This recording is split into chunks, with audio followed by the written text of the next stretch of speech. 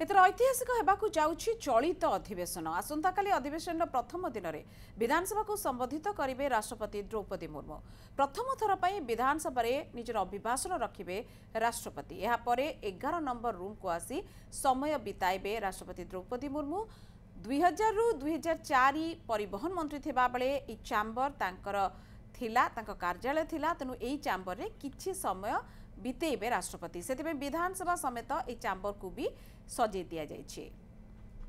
एने अधिक सूचना देउछन्ते हम प्रतिनिधि सरोज मल्लिक।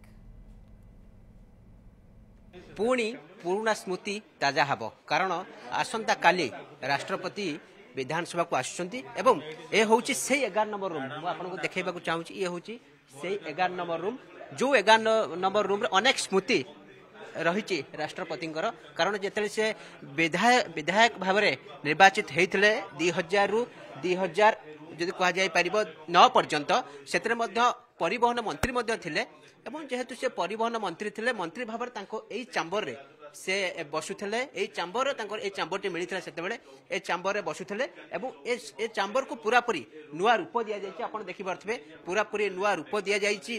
पुणी थे जिते विधानसभा को राष्ट्रपति आसुंच पुणी थे जो आसन बसुले जो बसुले जो कार्य करुले से पूरा सुसज्जित कर देखिपे नुआ चेयर पड़ी और ये चेयर जिते काली महामहिम राष्ट्रपति आसवे विधानसभा को 11 नंबर रूम को आसवे ये चेयर को जेहेतु पुराना स्मृति से पुराना स्मृति की ताजा करा जाउची एवं ये चेयर रे बसिबे एवं से पुराना कथा जहाँ विगत दिन में जो कथा जमी कार्यशैली किभली थिला एवं जिते किभली बसुले एवं कौन कार्यक्रम रोला एवं जेहेतु पुराना स्मृति को ताजा करने आसुचंती ये पुराना स्मृति माध्यम ही पुराना कथा को विधानसभा मन पकेबे कारण दीर्घ वर्ष पर से जिते महामहिम राष्ट्रपति पदरे अछंती तापर से आसुछंती एवं आसिक चेयर रे बसिबे। ए चेयर पूरापूरी नुआ अणा जाइए पूरा सुसज्जित कर रूम पूरापूरी चेयर सुसज्जित कर कारण पुराना स्मृति को मन पकड़ाई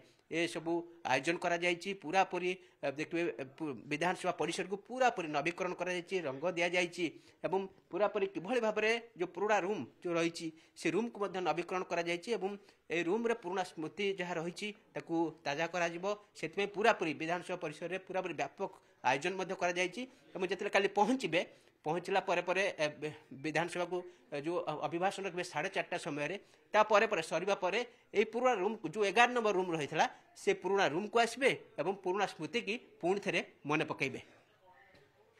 camera person Rabindra Saroj Mallick, news 7।